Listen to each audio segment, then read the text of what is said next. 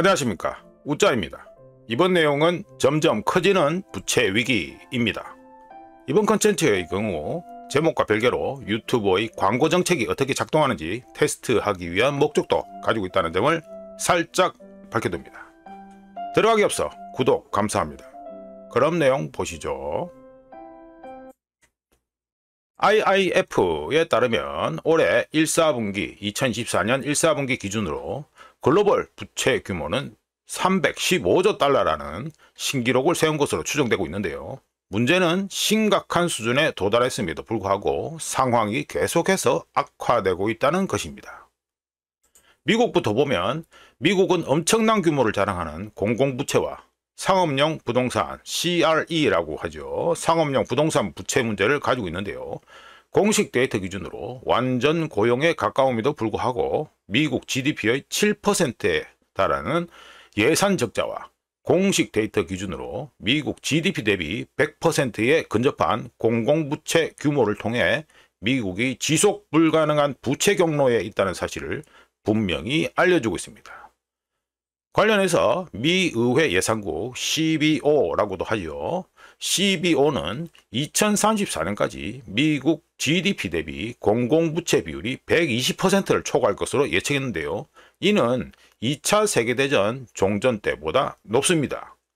게다가 CBO의 예측에는 해리스가 당선될 경우 무책임한 공공지출 확대가 예상되고, 반대로 트럼프가 당선될 경우 무책임한 감세가 예상되기 때문에 미국 국가 부채 문제를 악화시킬 가능성이 크다라는 점이 고려되지 않았다, 빠졌다라는 문제도 있습니다. 참고로 미국 정부가 미국 달러로 차입할 수 있다라는 사실은 미국 정부가 부채를 갚지 못할 가능성이 매우 낮다는 걸 이론적으로는 의미합니다. 왜냐하면 패드, 연방준비제도가 항상 달러를 인쇄해서 미국 정부의 차입 수요를 충당할 수 있기 때문이지요. 하지만 미국의 공공부채 문제를 해결하려는 워싱턴의 정치적 의지가 부족하면 미국 달러는 위기에 빠지고 유명한 채권 자경단이 돌아올 수밖에 없으며, 그럴 경우 미국인들은 인플레이션과 세컨드 인플레이션 웨이브죠. 고금리가 다시 돌아올 것이라는 걸 예상해야 합니다. 참고로 바이든 행정부가 그런 것처럼 다음 미국 정부는 부채 문제에서 벗어나기 위해, 또는 부채 문제에서 살짝 비껴나 있기 위해 또 다른 인플레이션을 시도할 가능성이 있다고 우짜 개인적으로는 생각합니다. 미국은 지속 불가능한 공공부채 상황에다가 높은 이자율, 그리고 우한폐렴 때부터 시작된 재택근무에 따른 기록적인 사무실 공실률로 인해 상업용 부동산 부채 위기까지 터진 상태입니다. 1조 5천억 달러에 달하는 상업용 부동산 CRE 대출의 경우 내년 2025년 말까지 채무불이행, 디폴트 가능성이 급증할 것으로 예상되는데요. 상업용 부동산 대출에 대한 미국 지역은행들의 노출도, 익스포저가 매우 높기 때문에 2023년 작년에 그랬던 것처럼 미국 지역은행 위기가 또 한 번 발생할 가능성이 커 보입니다. 즉 미국의 공공부채 궤적은 암울하다라는 표현이 딱 맞을 정도로 우짜가 보기에는 통제불능 상태에 있습니다. 고개를 유럽으로 한번 돌려보죠.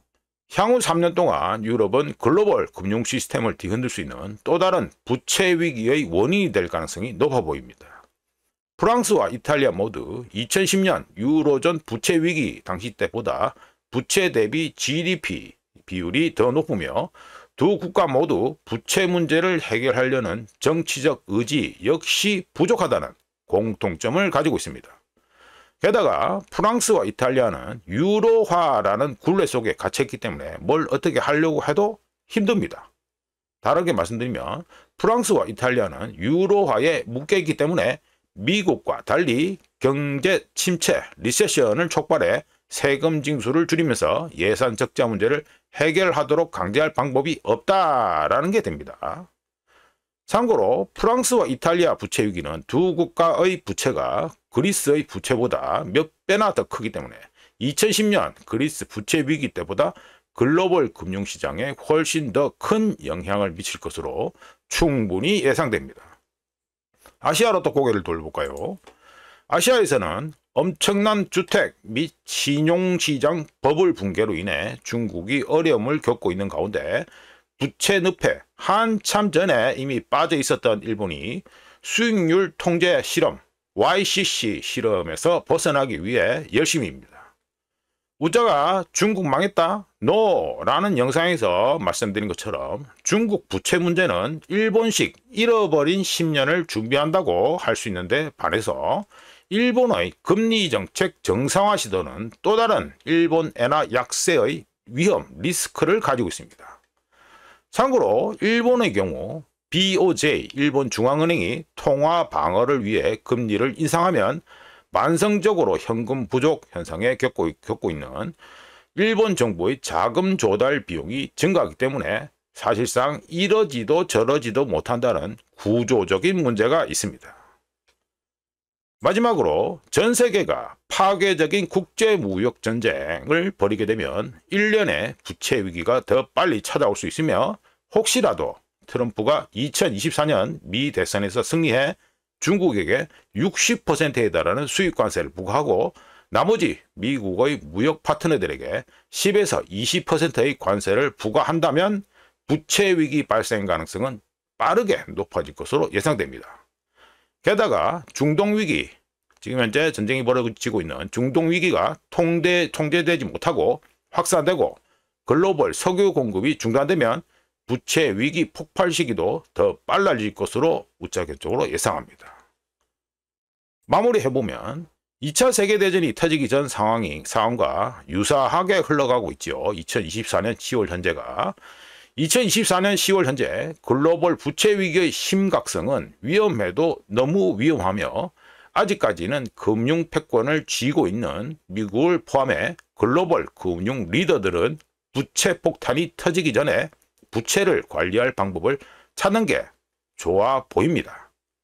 전 세계 주요 경제들의 엄청나게 높은 부채 수준은 향후 3년 동안 하나가 아니라 여러 개의 부채 위기가 거의 동시에 발생할 가능성을 높이고 있다라고 우짜개적으로는 생각합니다.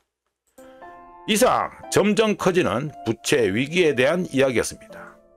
구독 항상 감사합니다. 다음에 또 찾아뵙겠습니다.